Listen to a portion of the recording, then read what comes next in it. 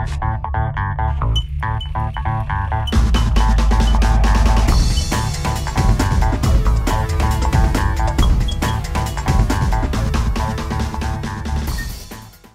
guys, welcome to the CTWpodcast. I'm Jason Freiert. This episode is sponsored by the MSWA. The MSWA is helping build Maryland wrestling by offering tournaments, training sessions, clinics for both wrestlers and coaches throughout the state of Maryland. They are an affiliate of USA Wrestling, and we thank them for their support. So last week, Mackin and I sat down with John Nogle, who is one of the in my opinion, premier coaches on the junior league scene in the state of Maryland. So hope you guys enjoy, and thanks for listening. Yo, what's going on, guys? And here we are with Coach John Nogle. John, what's going on, buddy? Not too much. Good to see you guys. Hey, you as well. Freiert, how you doing? I'm doing great, man. Just happy to be here as always. I'm happy to be here. I'm really want to get out in the world and do stuff. Been in my basement for 2+ months now, so. Right. Now, Nogle, you and I have known each other for over 20 years now. That sounds right. First time I've seen the inside of what I think is your house. It is. Little disappointed. I was expecting like wrestling mats, like from wall to wall. I wanted to do it down in the basement, but I lose my connection sometimes. So, yeah. You gotta kind of go through a couple filters. You don't have the final say. Right. Cool. So how are you? You were expecting in his living room to have mats? I just thought he's the type of guy, when you know him and just know how into wrestling he is, I'm surprised that it's not like every room is not a replica of a different wrestling room. I like to have some more like stuff on the walls and stuff in every room, but I'm not the ruler of the house. I gotcha. Yeah, I feel your pain with that. I was lucky to be able to get a banner hung, but right. No, it's I mean, you and I definitely go back. I know that I came up wrestling in Coach DeSarno's when we were at Damascus at that time, mm-hmm. and you were the assistant there, or one of the coaches there. I don't know how it was viewed, but yeah, I just helped out in the room. Okay. Yeah. I mean, one of the things that I always talk about to people is just the unbelievable precise technique. Like, I don't know if there's more of a surgeon-like approach to technique that I've come across in somebody that runs a practice room than yourself. And that's something that always impresses me. Is that something you still do now? Yeah. I mean, and that's what I learned from that room. Prior to being a part of that room, back in the day, you kind of just learned wrestling by moves. And then I learned that, it was more about body position, which then once you kind of understand that, then you kind of know throughout the rest of your coaching career, whether something's going to fit into your system, whether you think that that's a, quality technique or not. So, I've kind of always stuck with that. How long have you been coaching now? I started coaching at Springbrook High School in 1997. Did take a couple of years off, like from 2005 to 2008, and then basically been coaching the Outlaws since 2010. Got in the Outlaws Junior League program. Right. Now let's talk about you a little bit and your wrestling background. It's now, did you come up in a Junior League program? I did. Yep. You want to talk about that a little? I mean, it was I started off wrestling in the Hagerstown YMCA program. And then I found out, I didn't even know that there was a local program in my own community in Smithsburg. So then I switched over in the 5th grade, I think, to 5th or 6th grade to the Smithsburg program. And, everything was community-based back then, everywhere. So that was but I thought it was a solid program, and it was. So that's where I wrestled my youth league years. And then high school, you went to Smithsburg High School. Right. By the time I found that out, it's funny, like, it certainly wasn't as well traveled or like had a, knowledge about locations. I thought,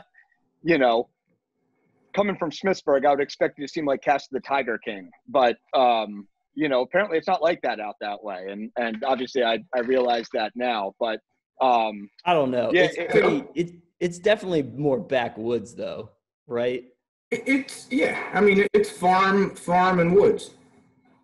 It's not as much anymore. But and you don't realize it when you live there growing up. But yeah. Yeah, Nigel seems more like a Carroll County guy to me. He seems suburban. He seems like a cul-de-sac guy to me. Like, I don't, are you a I hillbilly? lived in a neighborhood. I lived in a neighborhood of 3-bedroom, 2-bathroom ranchers. Okay. Like 40 houses. And then went to Smithsburg High School. You had 118 career wins, were you 3-time state placer? I know you took third 3 times, correct? Yeah. Are you the best wrestler to not win a Maryland state title? I don't know. My name always comes up in that conversation. I don't think so. There's been a lot better than me, but I'm honored when my name's mentioned. You're always one of the names that I want to bring up whenever. I definitely think that the kids who were placing higher than me were very tough kids. That were in my brackets. The Cusick brothers and Tyrone Neal. There's no shame not coming out on top with those guys. Right. Yeah. And it's has it changed much at Smithsburg? I mean, that wins record that you had, you were the all-time wins leader there, held it for over 20 years. What do you think about the Smithsburg program? Do you still follow it pretty closely or Yeah, I do. My old high school coach is still a coach. So Oh, okay. Mm-hmm. Wow. Gee, that's long tenured. They haven't had as much success lately. I don't know the reasoning behind that. I don't know as much about their youth program. Our youth program was pretty strong back then, but right. He's a good coach. So I don't know. I know that when lacrosse came to Washington County, I felt like it pulled some of the wrestling away, but I don't know. That happened everywhere. Yeah, coaching now, I really only run into Smithsburg people at the state tournament.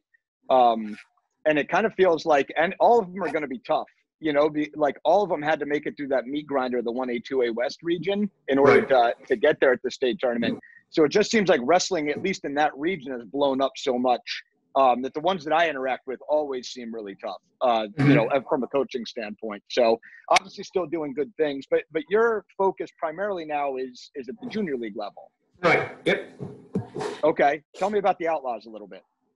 Well, the Outlaws program is what's considered a beltway/travel level program. Get some noise in the background here.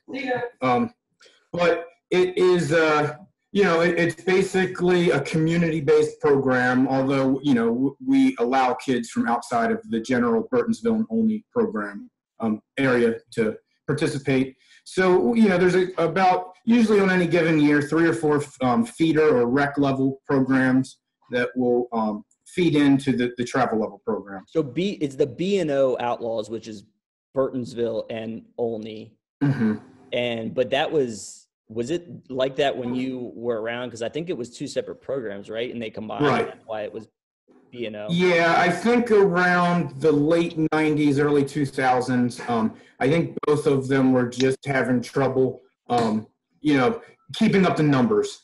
And thought, to get more practice partners together, share the facilities, they would merge. Now, like from a history standpoint, I remember that the Outlaws, I thought they were fairly new when I was coming up in That's probably right. A little bit of junior league in the mid 90s, but like Frank Edwards came out of that program.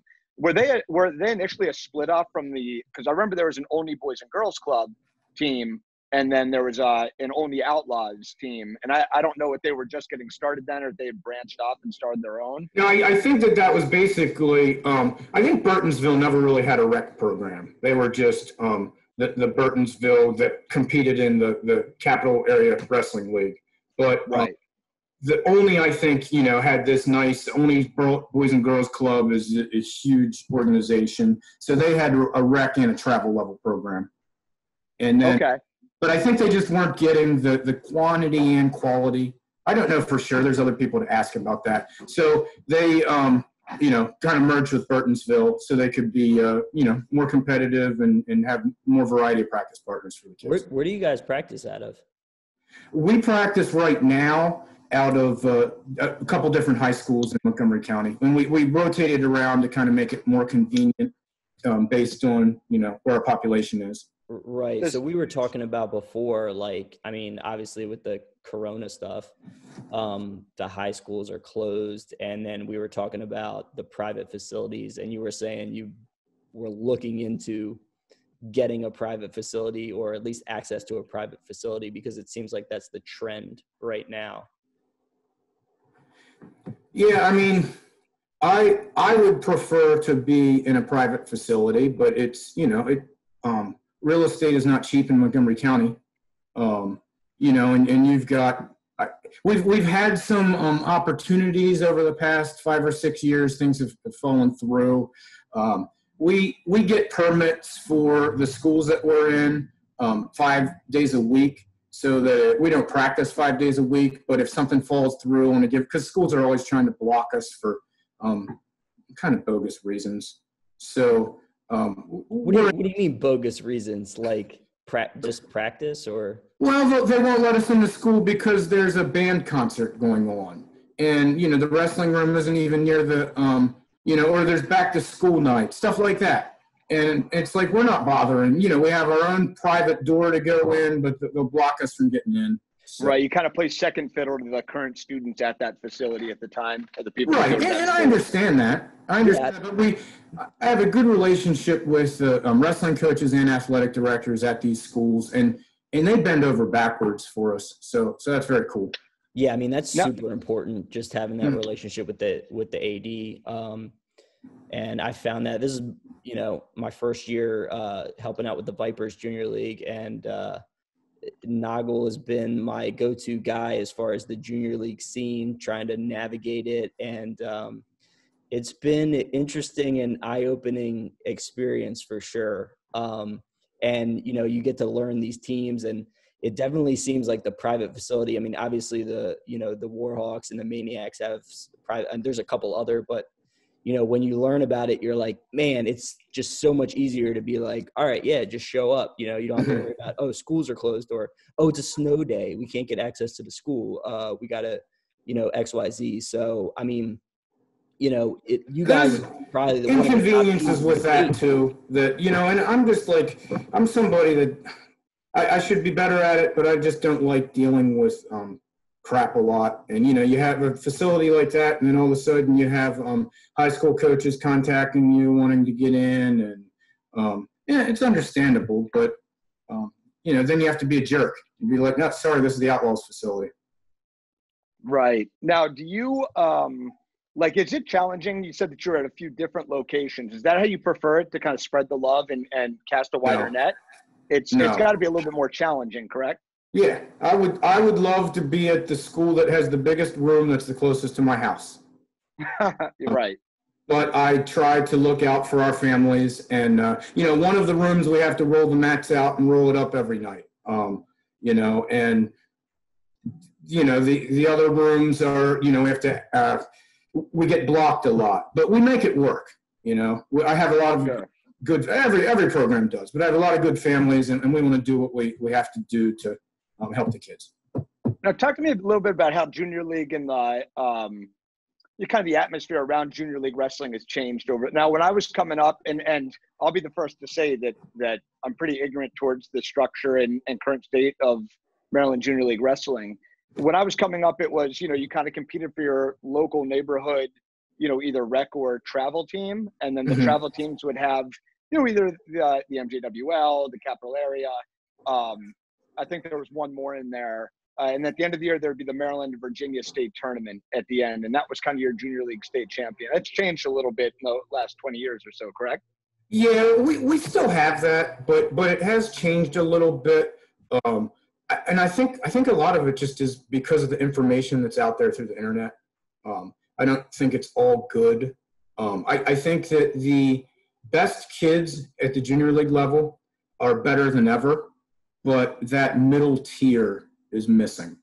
And I think that I think it's the same with all youth sports, travel sports these days. You have these elite travel soccer teams, but then it's like, if you're not part of that, do you even want to participate in this?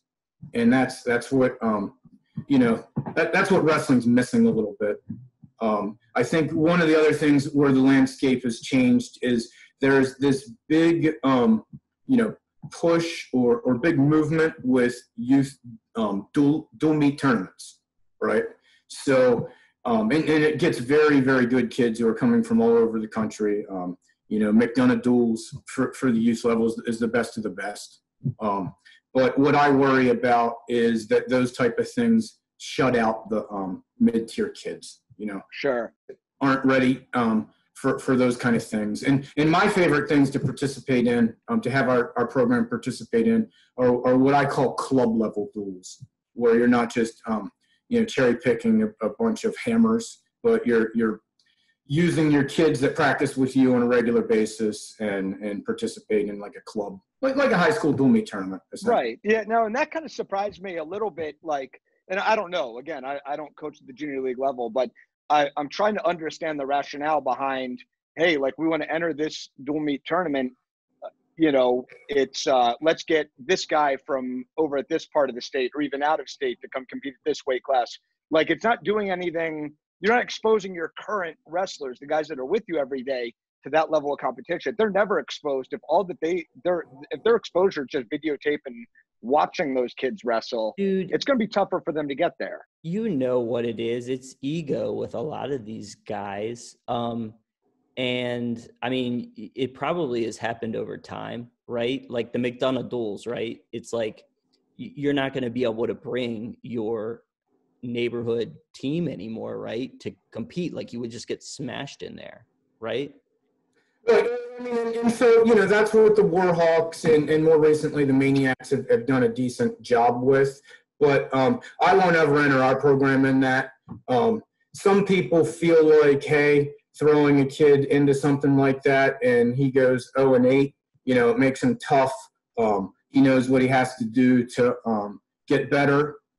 But it takes a very small percentage of kids who are able to handle that. I like to wait until a kid is at least good enough to win a couple matches there. Okay. And then what I'll do is I recommend those kids to become part of free agent teams. And like Freiert knows, because the Vipers compete in the Anne Arundel League, we have an all-star team that our league all-star team competes in that. And we end up in the lowest pool every year. Sometimes we'll win a couple duels, but largely, it's very tough on the kids, and they need to be there. I mean, it's great that Corey Holmes invites us every year. The league needs to keep participating in it, but it's certainly not something that each of our individual clubs should be doing. Yeah, I like the first one I saw you at was the Vipers duels, and that was pretty cool. I mean, that was a club, right, and I like that one a lot. It's your actual team versus another team, mm-hmm. And it's pretty cool. But I mean, it's been like that even on the high school level. I mean, this, Mackin, when we put together Team Maryland back in the day, it's like, you go out to these tournaments and maybe there's a stud PA club, but it's in order to compete with some of those really high level teams, you have to put together kind of an all-star team to even come up there and compete with those teams. Right. Now, what would you think, Noggle, if it was hold on 1 second, guys. Okay. Noggle's checking. He's got some work stuff he's got to. Well, we sent him a script, exactly what we wanted to say. He didn't memorize his lines. Sorry about that. Oh, it's all good. Now, as far as exposing your kids to that level of competition, if it were an individual, a bracketed tournament, your traditional individual tournament, would that be a little bit easier for them to attend, since going, okay, maybe they go there and they get whooped twice, but a long weekend of getting beat over and over and over, 8 times, that's probably where it gets tough to swallow. Or do you just not want to put your kids that aren't ready to win a match against that level of competition? No, I would, an open tournament, I would be, I'd want to send the whole team. And if they go in two, because then, sometimes you can catch a guy in the consolation bracket, that's in the same situation that you are. And I want to, these dual meet tournaments are bad. It's a good opportunity for kids to see top level competition. But I think that the number of them, and parents get caught up in feeling like you have to go to all of them. It gets to be a little bit much, because on the East Coast there's probably about five or six really top level ones. But I miss the individual tournaments. Some of them are around, but they don't seem to draw the numbers that they used to. Yeah. It's now where are the Outlaws in the ranks of like the junior league hierarchy? Like, we talked about the Maniacs and the Warhawks. Mm-hmm. And like where do the Outlaws fall into the pecking order there? I think, in the state, I consider us a perennial top 5 program. Okay. Sometimes we'll sneak up to 3, drop down to 7 or 8, stuff like that. Okay. Yeah, you guys won the Anne Arundel County League. Did you win that this year? No, not this year. Not this year. These things Rampage Club won it. Right. So, like I said, this is my first year being exposed, and I'm just helping out. Our buddy Joe Kilo took over the elementary program for the Vipers, and asked me to help out. So, and it's been pretty cool. And the from my understanding, obviously, we're talking about the Warhawks that we're familiar with, and I would put Warhawks, Outlaws, and Rampage as the top 3 programs that I've seen. Right, we appreciate that. And look, it depends on how you want to measure it, right? So right. How are you going to measure it? Is it at the state tournament? So we've looked at Vipers has been, before the Warhawks launched, the Vipers were, you would agree, was like the top junior league team in the state, right? Just and which makes sense. They had a huge pull from all these rec programs in Howard County. At Hammond, we were the beneficiary of a lot of, a couple of stud guys coming up. Vince Tawil, for one, came out of the Vipers Junior League. And how you want to measure it? Is it the points that you score at the state tournament? Is it, the number of state champions that you produce at the high school level? Is it just participation? It depends on. No, that's right. But I think the programs that you've mentioned do all of those things, quantity and quality. But it has to be. It's got to be numbers. It's got to be quality. But those programs are doing it all. If you're always kind of hovering around that top 5 spot, what's it going to take for you to close that gap on, say, the Warhawks program? Warhawks are generally towards the top. Is that correct? They're the best. Yep. Okay. What's it going to take for the Outlaws to then close that gap on what the where the Warhawks are traditionally sitting? We won't. We don't have the facilities to accommodate the numbers, and since we largely are just pulling from our local area, our primary objective is to feed the local high schools in our area, even though a lot of the kids don't go to any 1 or 2 high schools. Their program's a little bit different than ours. And they still get a lot of kids from that area, but right. They have some attractions that we can't provide. Okay. What kind of job do you think that they're, I guess you guys, then the Warhawks and the Outlaws have different goals in mind I don't know, we would have to have Rick around here to ask him, which we will at some point, but your goal is to prepare your kid for the local high school and to compete at that level for the next step.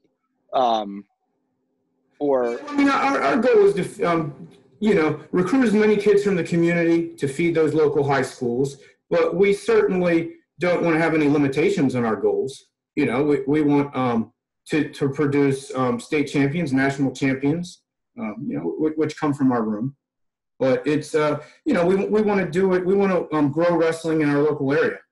And, I wish the Outlaws are a strong program in Montgomery County, and there's, 3 or 4 others like us, but there needs to be more. There needs to be, I think there should be 8, beltway level programs in Montgomery County that feed like the 24, 25 high schools. Gotcha.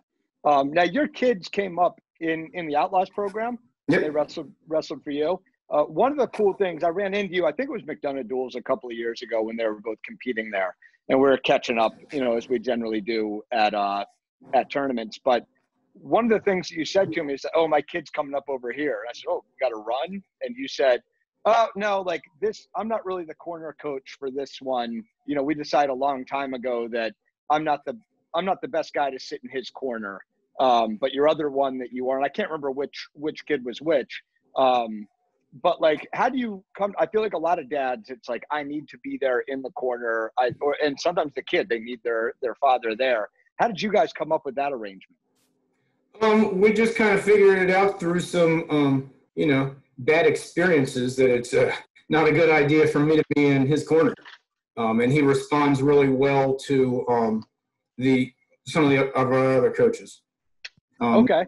My younger son, he just never has a panic in the match and just kind of responds to me differently. So. All right. So trial and error. Mm-hmm. Which is much the reason last year when my older son went to Fargo, I wasn't there. People couldn't believe it. And I'm like, he doesn't need me there, Right. Well, did you want to go and watch it on Flow and whatnot, right? Right. Yeah. Yeah, it's funny. I mean, I could definitely see that. I mean, as having kids now, but like in the room this year with Kilo, it's like it's a different dynamic when it's your kid. And I mean, a lot of times I was like, look, let me like coach him because it's way different when it's your dad. And so, like you said, I think you guys got to see, and I think it's better to expose them to as many coaches as you can. Yeah, I mean, I think the other thing that junior league parents get caught up in is like every match is like the world championship. And I think if there's one thing I've always, done well is that I have a big picture perspective on it. And, it's like, people are like, oh, we got this big tournament this weekend. You have a big tournament every freaking weekend, and so that's why, I think it really helped my kids, my older son going into high school. We just, if you don't have a good weekend, you've got the next one, and you're only as good as your next tournament. Sure, and at some point, the kid's going to have to not be, if they wrestle at the highest of levels, mm-hmm. They're going to have to break that connection a little bit. The kid's going to have to learn to be coached by other people, which whether it be when they go to high school or even towards college or even after that. So it's probably good to teach them early that, hey, you need to learn how to respond to other people, not just me.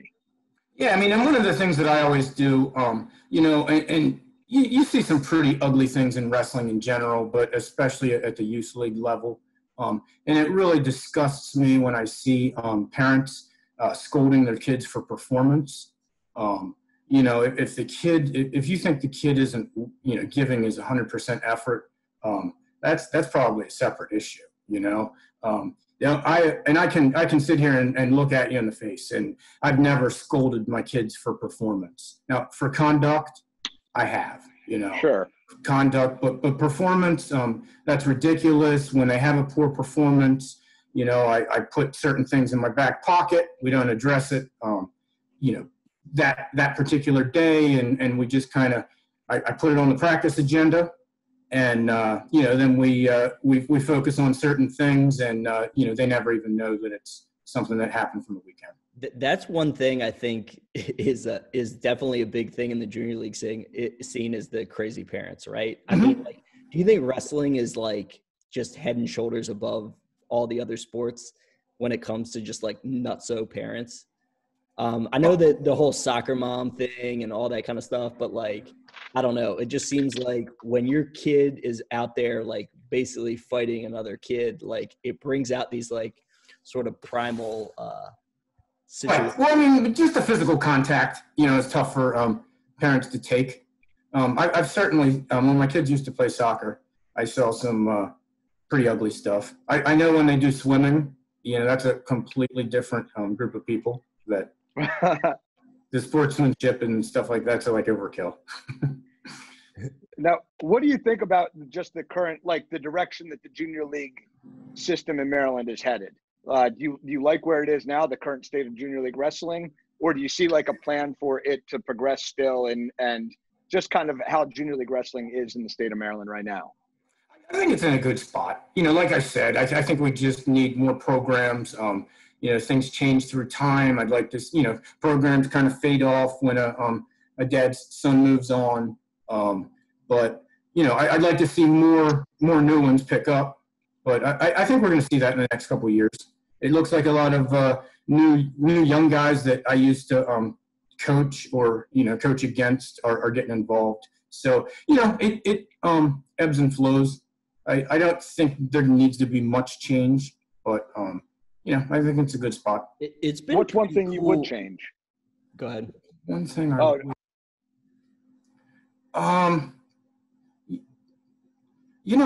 really don't know, Ryan, what I would change. There are certain things where I grew up, we didn't have like the whole rec versus beltway differences. I think that's largely a thing on the kind of on the I-95 corridor where it's just more populated on the Eastern Shore and where I grew up in Western Maryland. You just had a program.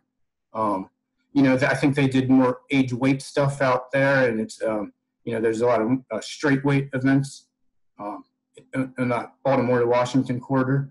But yeah, that's been one of the things that we've talked about a lot is building your program and getting these kids up from the rec and the so-called novice. So that would be the one thing that maybe I'd like to see, Ryan. We have kids that are pretty good athletes that maybe need to be exposed to some higher level of wrestling. Okay, gotcha. Now, like you do quite a bit of off-season coaching as well. Is that junior league based, or is your club, is that open to everybody, junior league and high school? It's in the fall, it's open to everybody. We do that through Outlaws. And then in the spring with the freestyle and Greco program, I've always done that with the Maniacs. Okay. And it's largely been junior league.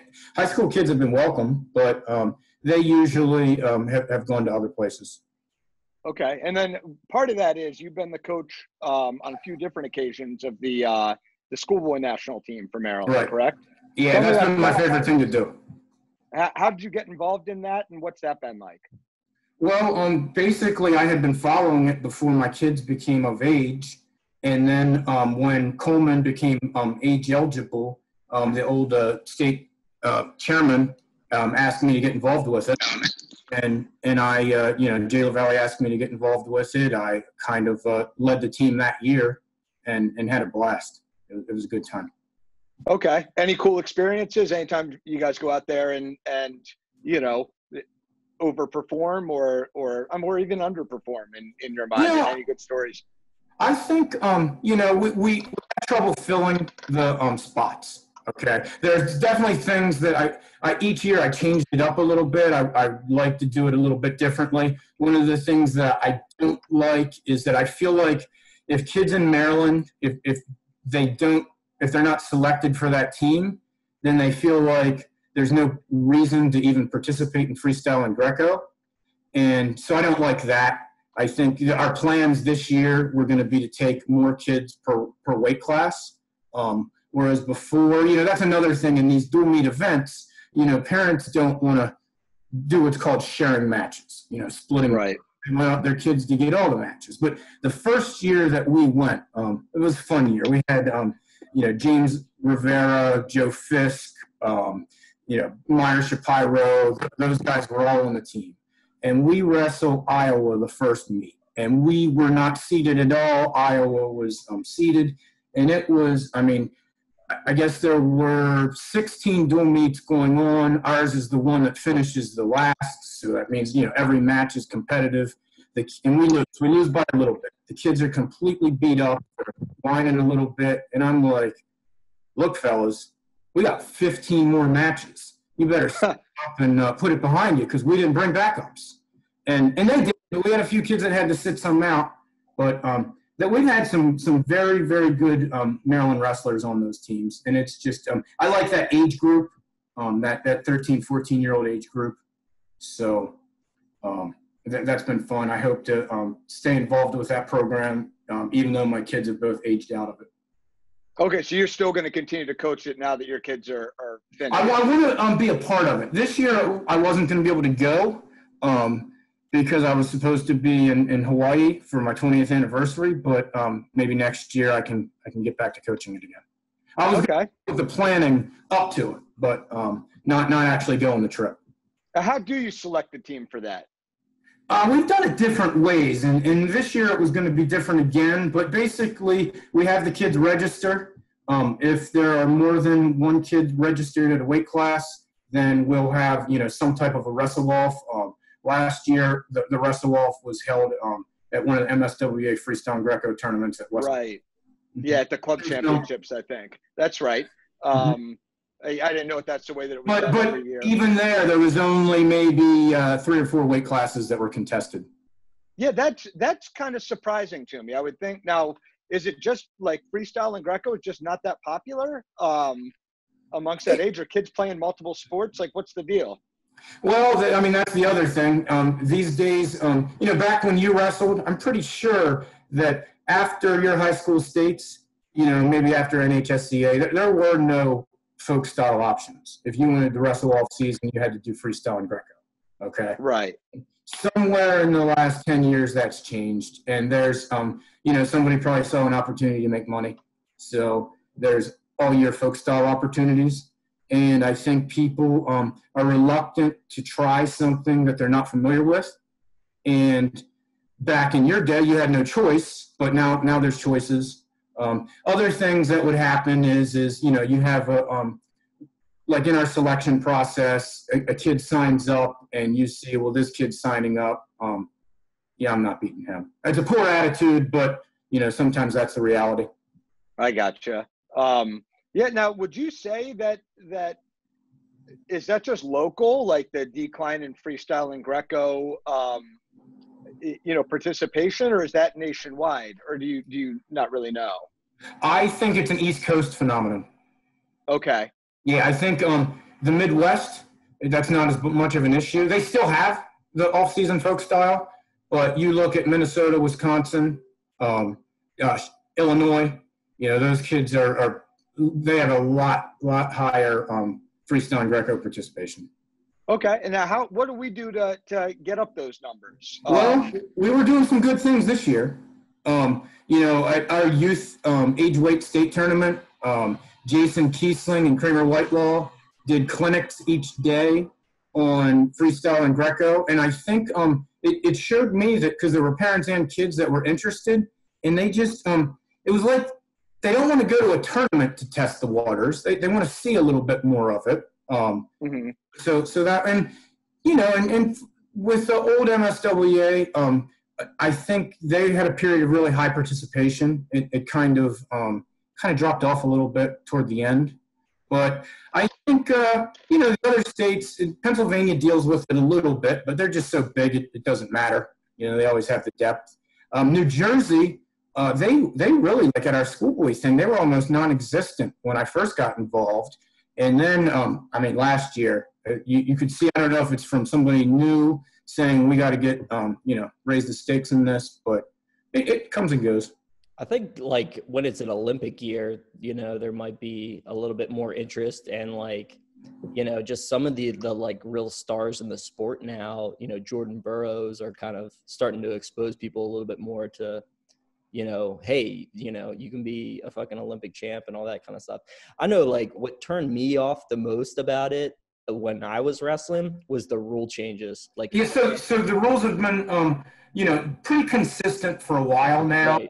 And you're not the only one, Jason. A lot of the guys that I didn't like the constant rule changes. My kids will watch some of my old matches and they'll be like, Dad, you lost that match. And I'm like, not the way that the scoring and the rules were back then. Right. Feet to back wasn't 4, it was 3. And, you could only gut wrench one time. And it's crazy, Yeah. My favorite thing now is the push out. Like, I like the push out. Even though, like, people like, oh, he won it. It's not a push out, by the way. It's a step out. So. Oh, sorry. It's a step out, right. And so I think, you hear, like, Waddy was really pushing and some other guys are pushing to get like freestyle, freestyle refs and stuff like that. And, it's hard enough to kind of, to me, freestyle just seems like there's back in the day, there was a whole lot more judgment. You know what I mean? Right. But to me, folk style just seems a little bit more cut and dry. Like the whole thing with Zane Rutherford and Yanni this year, where it was like it went to this like court basically about like, that's just like insane to me. But that's been going on for like, and that's not desirable. But I think on the flip side, in folk style, there are a lot of like little particular rules that we all know about. Okay, because that's all we've been familiar with. And we don't do freestyle and Greco enough. So we don't know those like the back of our hand, like in folk style. You can't lock your hands around the head unless you have a guillotine, without an arm. Like that's a pretty subtle rule, but we all know that. And things like that. I could come up with a few other examples that just everybody knows in folk style. But it's just because we know we're that much more familiar with it. So I don't know. I like freestyle and Greco. I always will. I refuse to ever run an off-season club from March through July. That would be folk style. Well, so you have a platform here. Why don't you talk a little bit? And I'm full supporter of freestyle wrestling makes you better at folk style. Mm-hmm. The improvement is drastic. If you really, really, really buy into freestyle and Greco and really commit yourself to it, it's going to translate to folk style, and it's going to make you a much better folk style wrestler. What do you think the benefits are to wrestling freestyle in the off season? How will that improve you for the next season to prepare for folk style? Okay, well, before I get into that, I will say that yes, it definitely helps. But that's not the only reason we do it. We the old saying that you see, the summer wrestling makes winter champions. We summer wrestle to be summer champions too. But I just think that the grind and the wear and tear of folk style, it just gets old. We get tired of it. We need something fresh. But I particularly think that freestyle and Greco, like the things that benefit from is you become more comfortable with contact. You hand fight a little bit better. You become more comfortable with your hips when guys get in on shots. But what I think probably the biggest thing to me is it teaches you that you have to finish quickly on leg attacks. In folk style, especially in Maryland, you can kind of get away with taking a shot with your head down and your arms extended, and you hold on to the leg and you suck it in, and eventually the defensive guy gets impatient. And the next thing you know, you have him on his butt and get the score. Where in folk style, in freestyle, if you shoot and hang on to the leg, you're getting punished with crotch lifts, belly whizzers, that kind of thing. And the next thing you know. So you're only going to take a shot if you have, a good setup, a good penetration, good head over hips position. Right. I also think scrambling too, where like when somebody, and it could have just been me, and I wasn't a great scrambler by any stretch, but if somebody were in on my legs, when I started wrestling freestyle, it was like, hey, like I can still wrestle from here. It's not just panic and get, I can still score from this position. Right. And that translated over to folk style, where if somebody were on my legs, my mentality was, all right, what do I do proactively to score now in this position, not just completely reactive. And I thought that was a huge benefit. Now, like the current MSWA, what are some of the things that they're doing that are, going to help grow the sport of freestyle and Greco wrestling? Well, I think that they're just working with a lot of different people. They're working with some of the leagues, trying to make as much connections with the different areas of the state that they can. Trying to, and it's tough. And I don't necessarily think it's a symptom of the MSWA, either the new MSWA or the old MSWA of the numbers thing.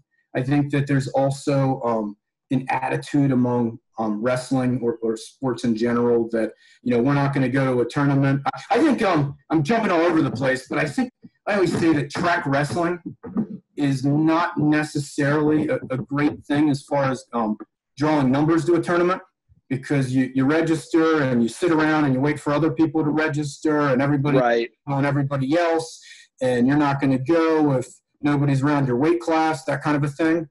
And people don't want to go to a tournament with only 75, 80 kids. And I'm pretty sure when I was a kid, the tournaments weren't much bigger than that. You know, maybe 150 once in a while at a freestyle and Greco tournament. But yeah, I mean, like I said, you know, Waddy knows that we got to grow at youth level in order to, you know, have solid numbers in high school. And now, if you were in Waddy's position, we'll get to that part a little bit later too. But if you were in Waddy's position, is there anything you'd be doing differently than what, or maybe not Waddy, but just if you had more of an official role in the MSWA, who is like they're the governing body over our freestyle and Greco, right? With their connection with USA Wrestling or their affiliation.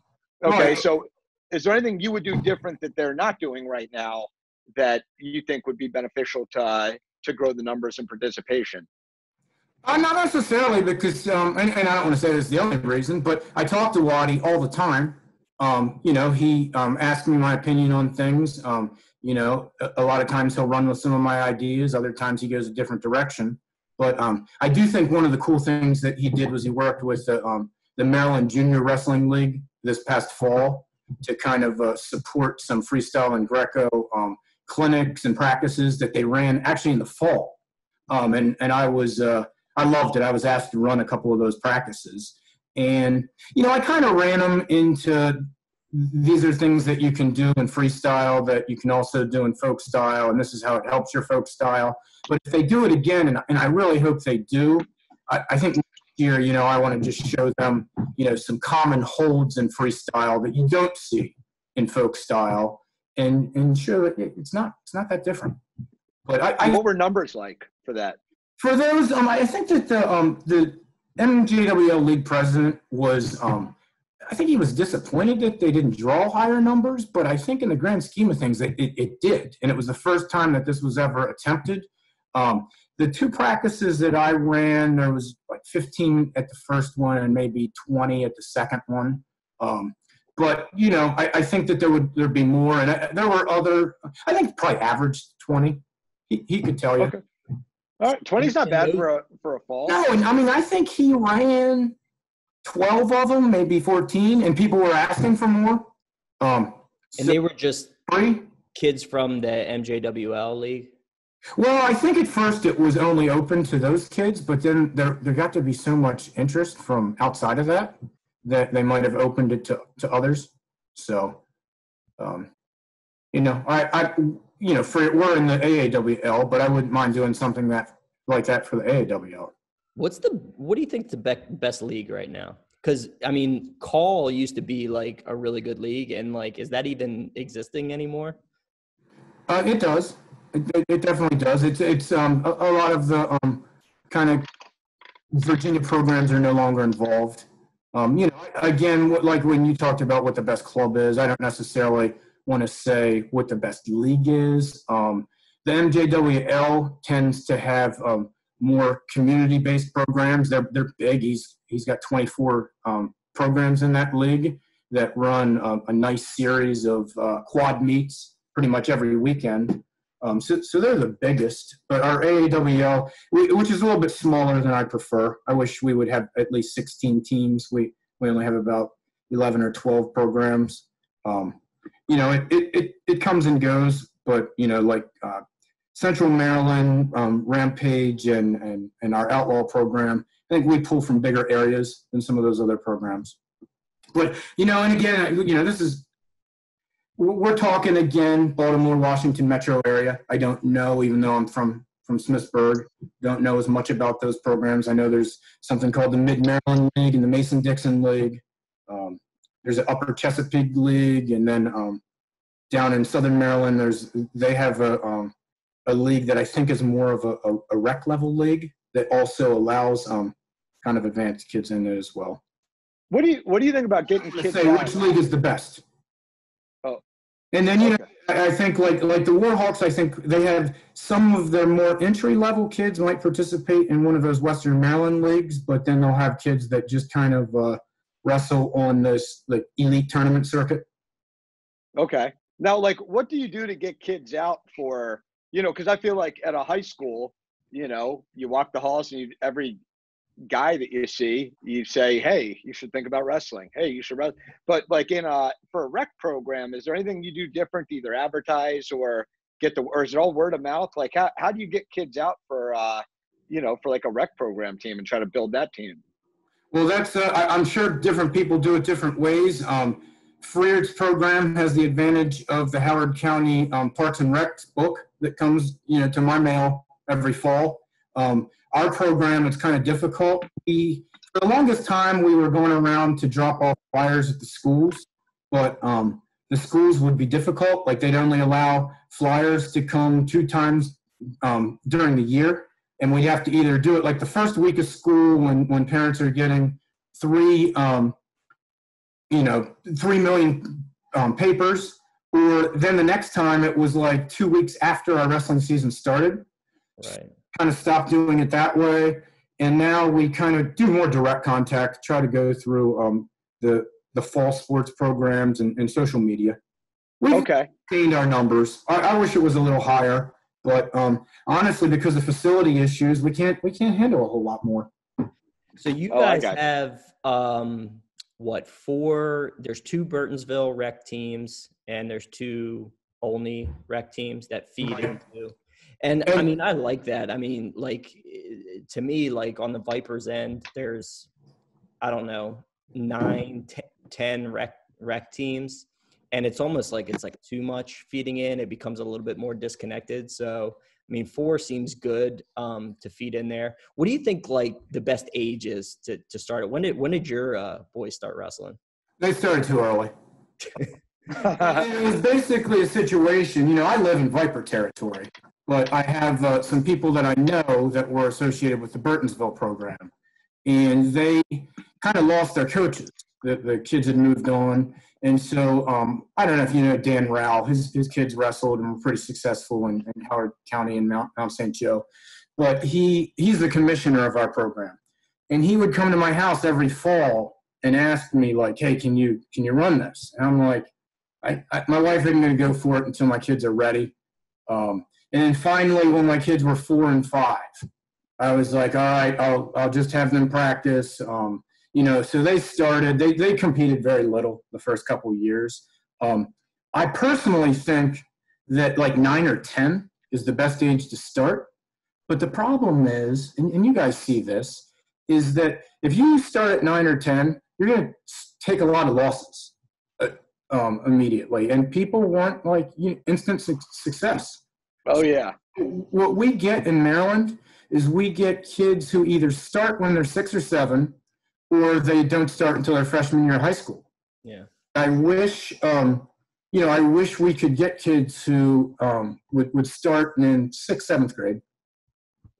Yeah. Now, do you think that kind of mentality of instant gratification, is that generational, or is that because it seems like nowadays, you're waiting for a movie to come out. It used to have to be you have to go to Blockbuster, see if it was in stock and all. Now you just have to push a button on your remote. It's instantly there for you. Do you think that that's the way that the culture's become, is that instant gratification is what we need, and the slow route or the scenic route is just a little bit more difficult for our minds to grasp? Yeah, I mean, I think that there's other opportunities, other things that you could be doing that your failures are not as out there and exposed. Oh yeah, it's certainly not in a one-on-one scenario, right? Yeah. Mm-hmm. One-on-one where 2 people are fighting with a rule set, and then one person is the tougher guy that day. Some of my favorite kids to coach are not like the kids that have gone on to be like the state champion, but the kids who, man, had very little success for a long time, but just never quit wrestling. I think all coaches would say that, but really, and most of those kids, I have 2 in the Burtonsville program who, one's graduated from high school. I think one's going to be a senior next year, but, they might have had like the outlaw record for the most losses. but they both went on to be like very good high school wrestlers. And I can't imagine if they didn't, stick with it. Yeah. Now, are you able to make your older son's matches very often? He was a freshman this year, stud freshman at Mount St. Joe. With your commitments to the Outlaws, does that make it tough to juggle being a wrestling dad and a wrestling coach? It worked out pretty well, actually. Mount St. Joe, for whatever reason, didn't have many weeknight wrestling matches. So, I didn't miss a single Outlaws practice this year. Okay. Only missed one weeknight dual meet against Spalding. I didn't go to that one. I ran practice instead. But I missed a couple. Most of the time, if Carter and Coleman had something the same day, I went with Carter. There was one time I went down to the Virginia Beach tournament with Coleman, and Carter was wrestling at McDonough Duels. But okay. I didn't miss much. But that's I can't say the same. I'm not going to miss their matches. I'm going to stay involved with the Outlaws. But if there is a weeknight match, now that they're both going to be in high school, I'll have somebody else run practice. So are you taking a lighter role with the Outlaws now, or have you been kind of setting that up? I am. I might not run every practice. I love running practice. That's my favorite thing about coaching. Not even coaching in the corner at matches. I like running practice. It gives me a sense of satisfaction like nothing else. But I gotta give that up. I have some other really good coaches in there that can run it. They've always been capable of running it. I've just been selfish because that's okay. So yeah, and then I've missed matches through the years. This year I didn't get to any of the youth qualifiers. That was one where I sent Carter. I think Freiert, we were at a league thing at Glenwood, and I sent Carter up with some other coaches to Aberdeen. Coleman was off that day, and I just coached over with the Outlaw kids. I actually enjoy coaching a room, that doesn't include my sons in it. But that being said, I wouldn't be coaching junior league if they didn't do it. So you like coaching more than you love your kids? That's not true. That's not true. That's what I heard. Equal. That'll be the clickbait headline for this one. But no. So where? What can we expect out of the Outlaws program next year? Like, what are they returning? How are they looking? Are there anybody that's coming into the high school level we should keep an eye on from the Outlaws program? Yeah, there's a few that are going to be pretty good. I'm drawing a blank right now, but we typically lose about 7 or 8 a year to the various high schools. I'd have to go through our list. We are in a little bit of a rebuild. We're a little bit younger, but I have and it's tough because we lost some pretty decent big kids, and they take a little bit more time, to have an impact at the high school level. Okay. These kids are very good, but you come into high school at 145, 152 pounds. Are those the weight classes? See, I still have trouble with the new weight classes. It's all good. By the time you get them down, they're going to change them again. So, right. Don't put too much thought into it. That's now. But the other thing, we send our kids to so many different high schools. So, we've got a tough little guy that's going to go to St. John's in D.C. The Sherwood coach's son is going to be with him. Carter moves to Mount St. Joe. It was pretty cool sitting down with you at States, and especially the little guys, watching them come up and just, this guy's an outlaw, this guy's an outlaw. Yeah. Like, that's got to be pretty cool, seeing all your guys, competing at the state tournament. That's my favorite thing about going, and that's one of the things I miss a little bit about my kids going to private school. But the public school states it feels more like a state championship in my opinion. But it's cool, and the other programs are all like that. They're also proud of the kids that wrestled for them in junior league and go on to have good things. I think there was a Facebook post about where all the state champions in the 3 divisions wrestled junior league. And it was pretty cool. Yeah, Did you post that? House probably had like 10 of those kids, but maybe even more than that. But the other kids were peppered around, various programs. Yeah, no, that's got to be cool to see. Now, I know one of the things that you enjoyed doing for a while, and you took a break. We talked about this a little bit before. was attending the NCAA tournament. And you said next year, were you saying next year you might go back with the kids and do a trip out that way? Yeah, I'm hoping. It's in St. Louis, right? It is, yeah. Mm-hmm. No, we've had some cool experiences there. Obviously, peek behind the curtain. The three of us has even traveled out there together. And I think that might have been when I first met you. Was going out to NCAA's Kansas City, maybe? Yep. That was when Mackin, I don't think, rode with us. It was just you, me, and Barbosa. I think I rode with my dad. I think so. If I recall, my dad and I drove out there together, and then you guys went out. But that's the infamous, Pedro Barbosa throws up in a drawer. Yeah. And the details of that story we can save for another time. But we'll have to get Toke on here too. I miss that guy. Awesome.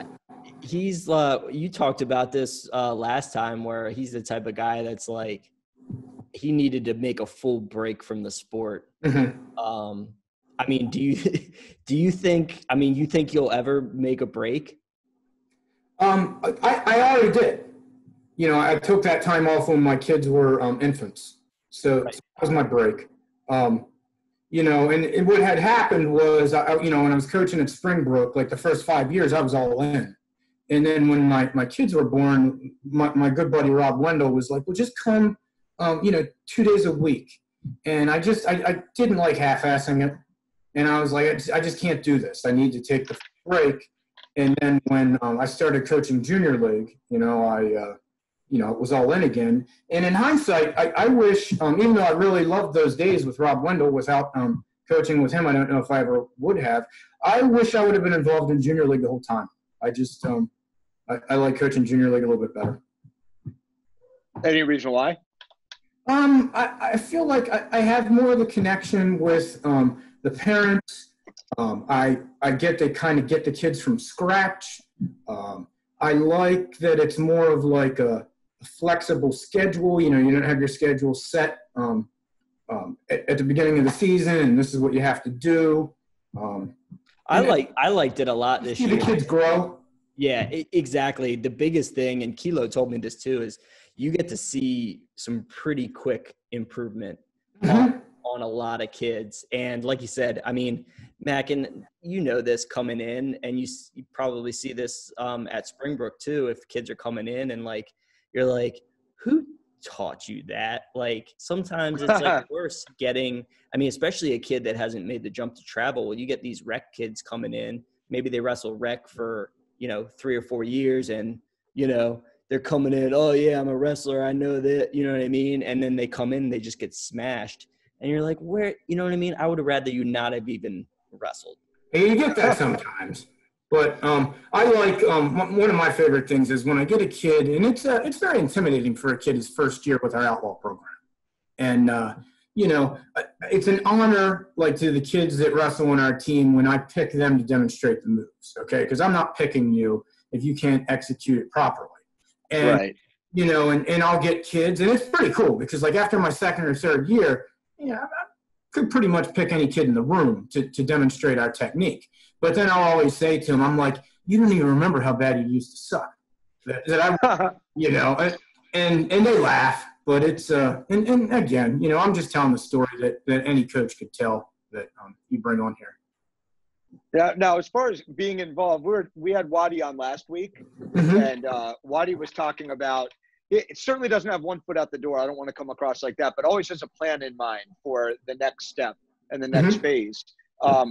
One of the things he talked about is not being the MSWA chairman forever. And when we asked, who his successor could be, your name came up, and it might have been the only name that he mentioned. Oh, he definitely, the way he made it sound was that Nagel's taken over. Yeah. Yeah, I don't think so. That's not happening. I don't know that I really have interest in that. I want to keep myself in shape and coach as long as I can. But if that were, I don't want to rule it out, but I would say it's at least 12 years away. Okay. Yeah. Gotcha. Dude, we're all going to be dead in 12 years. I could be, I could be dead. But no, and it's do you see anybody else out there that you think might be, a good fit for that role? Or is that just one of those roles that somebody's got to do it and it's going to be tough on whoever it is? I nominate Dan Ricker. I don't know if that would be a good idea.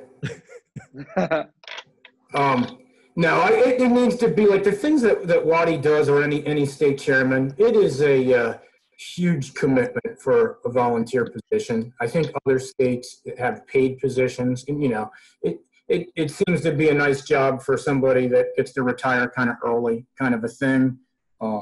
Maybe somebody that runs their own business. But I couldn't do it. I don't take. You get criticized no matter what you do. I have pretty thin skin. There would be some ideas that, I do that I would implement that, be like, sorry, this is the way it is. Deal with it. Just stupid things. Like, here's a quick example. Like the way that the MSWA youth tournament is seated. I mean, it couldn't get people's panties in more of a bunch, right? And it's, I always tell my boys, seeds only matter for kids that aren't trying to get first. And, a lot of kids want a lot of parents want their kids on the podium. So the seeds do, make a difference. But at the end of the day, it's youth wrestling, it's not even high school. So I think that the way they've been seeding this past year was a very good way to do it. But if they would have chose another way to do it, okay, fine with me. Since I've been involved, they probably seeded the tournament about 4 different ways. I'm completely in the dark with that. So how do they go about seeding the youth tournament? It's basically they place them in the brackets like the MPSSAA. Okay. Yeah, it's like region. It's basically like a region. But, I mean, it's also weird because you can go to any region you want to qualify. So that's what makes it a little different. Right. And so, I mean, some of the smaller ones, it's like by the time you get to, the last one, it's like more of the weaker kids that haven't qualified yet. So that region might be a little weaker. But, and then the person who wins that gets put into a 1 seed type slot, so to speak. Okay. But see, that still happens in high school. I mean, look at the 1A, 2A West region, I mean, the kids can't go to more than one regional, but, the 1 seeds might, I don't know. It's fine to me. Yeah. Now, would you change that? Would you only allow kids to go to 1 regional? So when you were asking me about anything I would do different than Waddy, like I think, there's people and they disagree with me. And the thing that I think I do well is, we can disagree and still be friends. Sometimes people disagree and they, the next thing, organizations fall apart. But I would, at the youth level in Maryland, I would allow kids to go to as many qualifiers as you can, and I'd have 1 qualifier on 4 different weekends. So just because there's, in high school has, kind of consistent scheduling. Youth league, you never know if, the qualifier that's in your area might, you might want to go to McDonough Duels that day, or you might have a league match. And to try to coordinate all that is more trouble than it's worth. But again, like I think next year they're trying to have all the qualifiers on 1 or 2 weekends. We'll do it. Yeah, I mean, like I agree with you on there. The more to me, I mean, as having a young team this year with the Vipers, like the qualifying tournaments it was a way to get more matches for our guys, and we had 1 kid, he didn't end up qualifying. I think he took 5th in like every single region tournament, but he got like 20 matches at those 4 tournaments, right? Matches, right. Yeah. And he was a guy in his development that, at this point needed to have a bunch of matches. Yeah, I think, the other thing that they're going to run into is you're always going to get people complain, but you're going to have like this particular region was loaded. The top, 7 of the top 16 kids in the state were at this one, and my kid didn't get to qualify. But again, that's just life. I've seen some very good kids in Pennsylvania who don't even qualify for their youth states because of how difficult their particular area is. So it's fine. Again, it's if we want to do the best we can with junior league wrestling, but if you give us any leeway, it's junior league wrestling. Right. No, it's definitely learned a lot. Is there any other things that you wanted to cover, talk about, or anything like that? Do you have anything in mind? I think we'll obviously follow up with a lot of stuff. I think there's so many stuff we can get into, and I'm hoping that we'll post this out there and we'll get some people that have some questions or things that we want to cover, and we can do a part 2. Yeah, now one question we did have that came in, I put just a feeler out on Facebook. People want to know about this nickname, the Regulator, and how it came about and how you feel about having the nickname, the Regulator. Well, according to Freiert, that's what good old Dan Ricker refers to me as. Which, if so, I could kind of see why he might call me that. I kind of have to police people with certain things, and I've always been one that makes sure that the rules, because we do have to have rules. The rules that we have out there are followed. So I guess I don't mind the name. You call me a lot worse. I think is that where I have called you a lot worse? Well, it definitely was weird because I think we were at some tournament and Ricker goes on this long rant on Facebook and everybody is hitting me up. Who's the Regulator? Because he didn't even mention you by name. He just said the Regulator. And we were like, oh, is it Bill Smith? Is it this? It's like, no, it's Nogle. He's the Regulator. Yeah, so that's Dan, and of the things he could call me, I'll take that. So do you and him don't get along? I don't love and adore him like a lot of the people that you'll see on social media. But Dan and I have good conversations. I think he's a very good coach. I think he's more than just a guy that teaches kids to be tough and teaches them a cradle. It's almost like he doesn't want to admit that he does more than that. But I think he's a very good coach. Their program is solid. But I think that, I've had some unpleasant interactions with him starting when I first started coaching, like with the Outlaws. And I just think that his behavior in the corner can be pretty repulsive. So okay. Is that just a kind of the heat of competition interaction? See, I didn't know him well. So I think some of it's the heat of competition, and I didn't really get what his motive was. But I think that sometimes, like, coaching his wrestler, like, isn't enough entertainment for him. Like, he needs, like, a sideshow with it.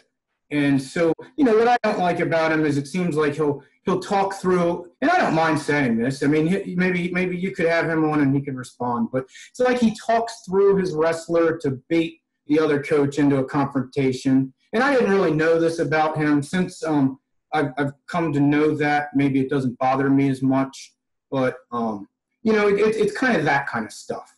But, like, I've never said that, like, I don't like the Warhawks because they recruit or because, they're so dominant and that he's not a good coach, that they're only good because the kids that they get, because that's not true. I think he's a very good coach. I just, wish some of the antics would be left in the background. Okay. That I wouldn't call us like Ricker guys, but I mean, in 1998. I consider you guys Ricker guys. You call us Ricker guys? I do. Okay. He was like, yeah, I know he's your boy and stuff like that. And look, I mean, our first exposure to Ricker was at least mine was in 1998. He was helping us out. And I think, he was one of major contributors to, us winning the state title in 98. As far as you agree that he's more than just, like, I'm sure that he made you guys tough. There's no question. Okay. But he's more than just that. He has more to offer than just that. For sure. And I think, as far as wrestling philosophies, I think you guys are very similar in, not trying to do all this fancy stuff, focusing on repetition, right, on that kind of stuff. And but I agree, man. I mean, and look, Ricker was never in the corner when we were. I mean, Okay. Probably because he wasn't allowed. You know. Yeah. See, I don't want to speculate on certain things. I will tell. I've had maybe 7 to 10 unpleasant interactions the last 10 years, which that's not that many. But any funny stories? I'll tell you the one that really rubbed me the wrong way. That I was my kid will never set foot in that facility. You don't have to go there to be a successful wrestler. It was maybe my second year of coaching the Beltway team, because I had started off with the Burtonsville Rec team, and we're wrestling them at Urbana at one of our Capital Area Wrestling League duels. And I had a pretty good team, but his team was unbelievable. How many kids became multiple-time state champions and are wrestling in college now. And for whatever reason, I heard the reason, I don't want to speculate, but he wasn't coaching in the corner. This is when the Warhawks were still under Howard County Parks and Recs, just to give a little substance to it. But he wasn't coaching in the corner, so he was sitting in a chair about 7 feet to the left of the table, but not on the Warhawk side, on our side. And, our kids are wrestling pretty tough. We might have only won of the 19 weight classes. We might have only won 2. Outlaws only won 2. And we were the third best of 18 teams in the call. And so he's sitting there, and every time the Warhawks get a takedown or put our guys on their back, he's barking like a dog or something like that. And, I wish I was a better person and could have just ignored it. But, I was fired up. And I think he tries to just get under your skin. And then, and that bothered me. But that didn't even bother me as much as, kind of the parents at that time. They either, laugh at him or look the other way. So, but he and we had a really nice conversation this year at Private School States.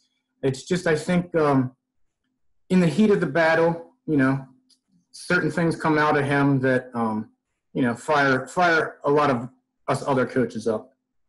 But that's, I don't think that's any different. I've read some articles in the Baltimore Sun from the 80s that, that's kind of the same stories. Oh, yeah. I mean, we've had – I want it to be said that, everything that I just said there is true, but, people will try to knock them down and say that they're only good for this reason. No, they're good for a reason, and it's because of the time and energy he put into it. So – yeah, no doubt. I mean, he definitely puts in the time and makes people. And so does, and I don't want to leave out, right now, J.C. Porter is I would call him the figurehead of the program. And he's doing outstanding things. And I put in a lot of time, and I don't think I put in half the time J.C. puts in. So he's doing good things. But, again, I think the other thing, that the best thing that I'll say that I like about Dan is that he made me want to do more with my program. I shouldn't call it my program because the Outlaws have been around longer before me. But the program you're involved with. The program I'm involved with, yeah. I mean, it made us want to take the kids to a level that, I didn't even know that was possible. So yeah, I think I think he'll agree with that. But there's just, I don't love him and adore him like a lot of people do. Yeah, I mean, they'll bring the competition. I mean, I think, and in the end, it's going to be great for Maryland wrestling. Mm-hmm. I think, it is, probably frustrating to see them on the top every time, especially they have so many more kids than any other program. But I mean, yeah, but they've got some kids right now. They did go through a little rebuilding period. They're back up now. I mean, and even when they were down, they were still the best in the state. But the past 2 or 3 years, they had a little bit of a down period. They just didn't have as many of the good, the top level older kids. But I mean, they're you see it, youth states, probably a lot of the brackets, their kids are wrestling each other in the finals. Right. So. And they get points for both of those kids? That's another thing that's always silly about the junior league. You never know how the points are even being kept. It's supposed to be just one kid per weight. It's what it's supposed to be. But look, I mean, especially you look at age weight states. I mean, different age groups, all these weight classes. At a certain point, I mean, obviously you have to have good wrestlers to actually place and stuff like that. But at a certain point, if you've got one or two kids in every single weight class and they're halfway decent, like they're going to rack up some serious points. One thing I can't do, I can't get my rec kids to participate in that series. I want them to. My kids did when we were still on rec, because I'm like, it was one of those things where like the 8U division, it's not like it's Beltway kids. It's just, some of the areas of the state, they don't have that Beltway rec distinction, so all the kids go. But, the Howard County Rec League, some of the other rec leagues are very well done. Parents like it, so that's enough for them. What do you think of the age weight? That's something that's new to me. I know it's not new now, but that's something that's foreign to me. That are you a fan of the age weight state format? Yes, but I like both. I like having the straight weight and the age weight. Okay. I like. I feel like the straight weight kind of made it difficult to bring out kids who were big for their age. And so, gotcha. What I've even done when I get a kid that's a 11-year-old 125-pounder, I'm like, look, I won't wrestle you, or I'll wrestle you sparingly in our league events, but any age weight event that we go to, you can wrestle and you're going to do well. And, so we'll get those kids that are the 10U heavyweight that do well. So right. So at the end of the day, it's just helped to grow the sport and appeal to more people by having both the straight weight and the age weight.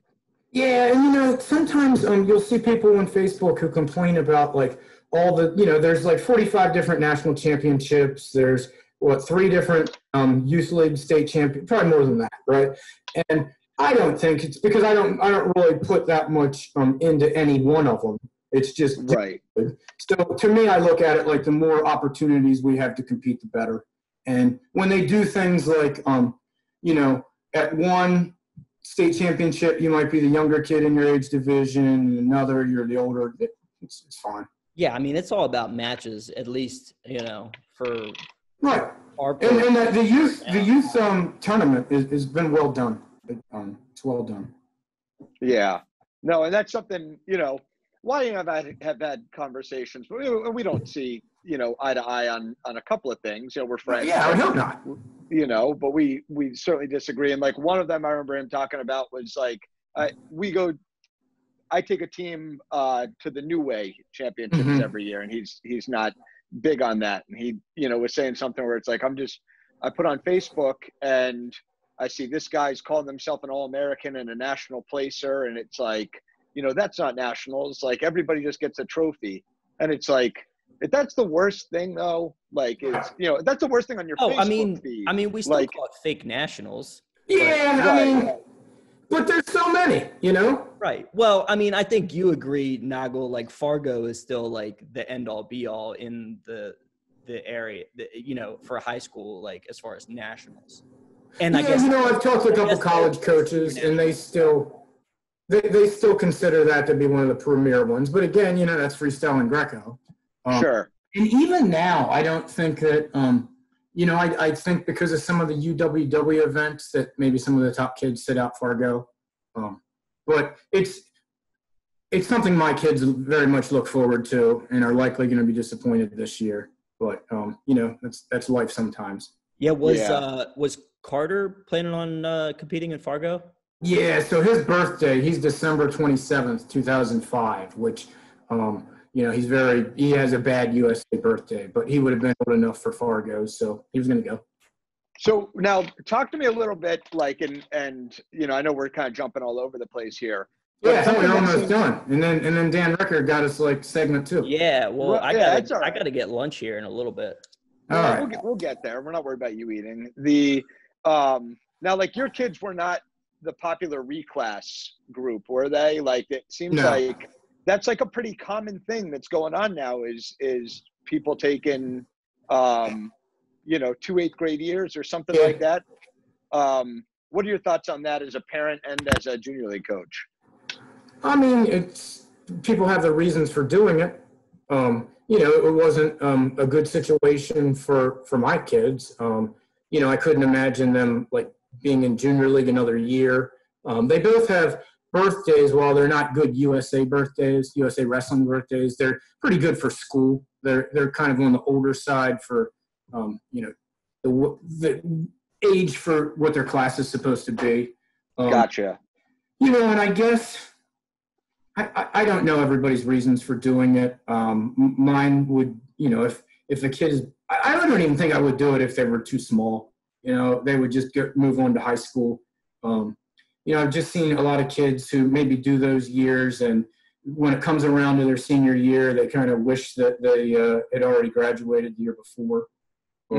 Certainly helps some kids, Yeah. You see a lot of, one of the funny things I think that people never realize is, like when David Taylor and Kyle Dake wrestled, and you guys can fact check me on this, was